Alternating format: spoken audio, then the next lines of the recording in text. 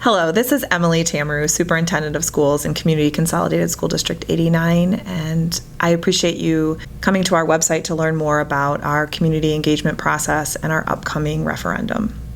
This presentation will provide an overview on the district's financials as well as the community engagement process that led to the board unanimously voting to place a referendum question for an operating rate increase on the November ballot. A board's decision to place a tax rate referendum question on a ballot is not an easy one, and one our board takes very seriously. You can notice it's been 32 years since District 89 has last gone to its community to seek an increase in operating rate funds. The surrounding districts listed here are the elementary school districts that feed to the Glen Bard High School system. Please note that all of the districts have gone once or twice in the 32 years since District 89 has asked. You can see that District 89 currently has the lowest tax rates among the Glen Bard feeder districts and also has the lowest operational spending per student, even below the state average. Yet, District 89 has excellent student outcomes. Our students perform within the top 10% of the nation in both math and reading, and our students go on to high school incredibly well prepared. The district has considered going to a referendum previously in 2011, and through the community engagement process, we learned that it was necessary from the feedback in the community to make additional budget reductions at that time. Since the community engagement in 2011, the school board and the district has made $3 million in reductions to help operations and to be fiscally responsible. Those reductions were primarily outside of the classroom. So you may ask, what's different this time? As we look back at our enrollment, you'll notice that in 2011, our enrollment was coming close to one of our all-time lows. And since that time, we have seen a steady increase. What you're seeing here on this slide is the current District 89 deficit and the projected deficits for the next 5 years. You'll notice that currently the district is operating about a $1.4 million deficit, with that deficit continuing and increasing over the next 5 years. The conversations with the board and the community have focused on a long-term solution to eliminate the deficit in District 89. The two solutions for solving a deficit budget would be to increase revenue through a referendum or to decrease spending through the cutting of programs that directly service our students. I'm now going to turn the presentation over to Mike Lulo and Steve Neurotter.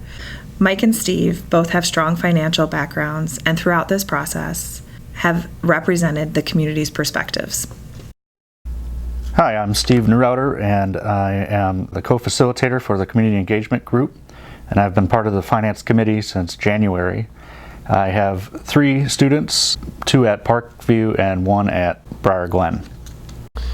Hello, I'm Mike Lulo. I'm a parent of 2 Glencrest students and who previously went to Westfield School, and I've been the co-leader facilitator of the Community Engagement Committee for District 89.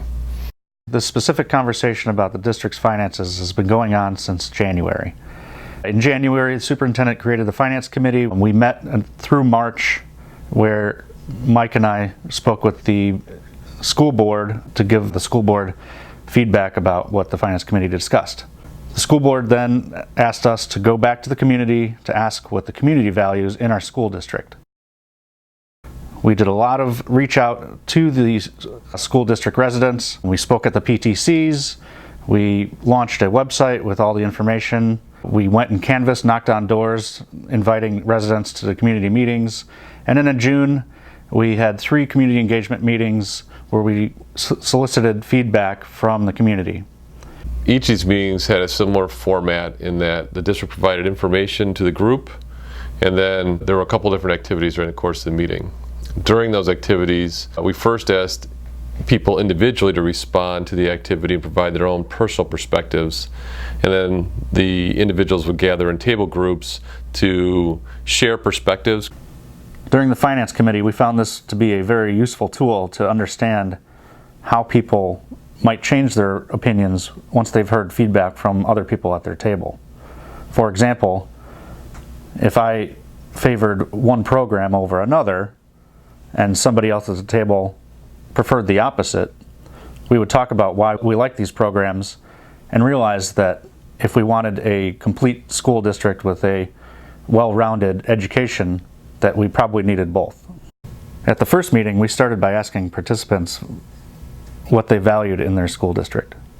The individual feedback and the consensus feedback is very similar, and overall, high-quality, experienced teachers and staff was definitely the outlier for the feedback.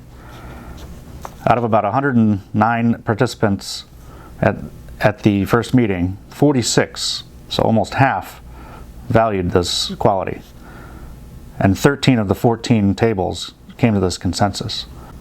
So the second exercise, we gave the participants a list of about 25 items, and we asked, rank these items on a very important to not important scale. So now we're going to go into some of the feedback that we got.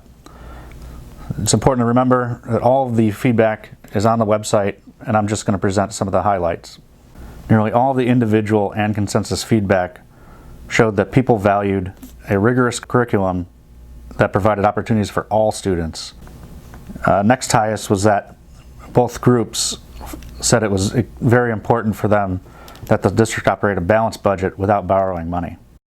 The individual feedback showed that people understood that the high-quality school districts is linked to residents' home value. On the other side of the spectrum, individual and consensus feedback were again the same, with the lowest scores being to maintain current property tax levels by cutting programs or expenses to match existing revenues. During our second round of community engagement meetings, the primary activity was a budget balancing exercise where we asked the participants at the meeting to balance the district's budget for a single year period.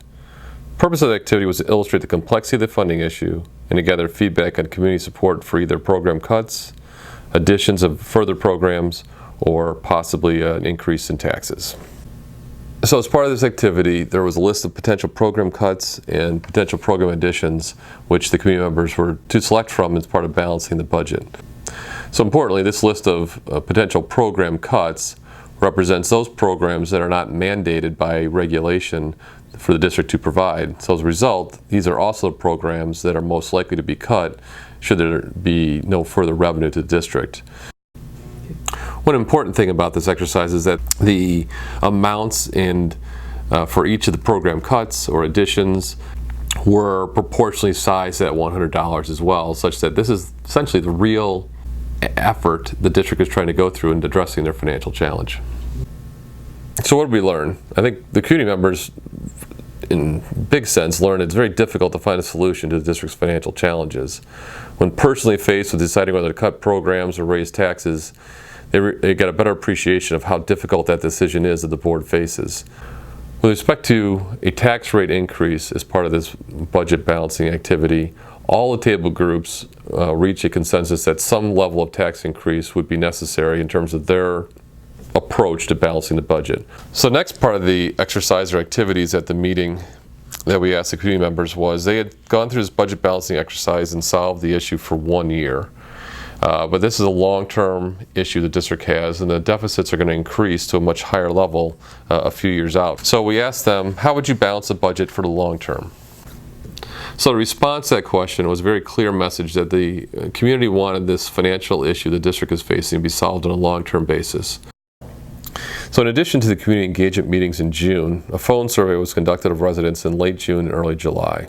Importantly, the phone survey reflected a different mix of resident population, whereas the community meetings were about 2/3 residents that were parents of children in District 89 schools. The phone survey mix of respondents was 2/3 residents who did not have students in District 89 schools. We're going to look at some of the questions from the phone survey and the responses we received from the community members, but note that you can see all the information on the phone surveys online on the district website. From the phone survey, we learned two things. The residents give high marks to District 89 schools, and they agree that people move to this area because of the reputation of District 89. In fact, almost 90% of the population surveyed had that response. And about 2/3 of the respondents indicated a willingness to pay higher taxes to ensure that District 89 remains one of the higher performing school districts in the area. And when we asked them specifically, would you support a tax rate increase for District 89? 57% of the respondents favored or strongly favored a tax rate increase. We also reached out through an online survey that was available to everyone. Almost 72% said they were willing to support a tax rate increase for School District 89. So from my perspective, it was interesting because this is the second time I've been involved in leading community engagement discussions regarding the district's financial issues. I went through a very similar role in 2011 when the district last reached out to the community to receive feedback on its financial situation and challenges. And what was interesting to me from the experience this time is a different tone and feedback we received from the community as compared to the discussions we held in 2011.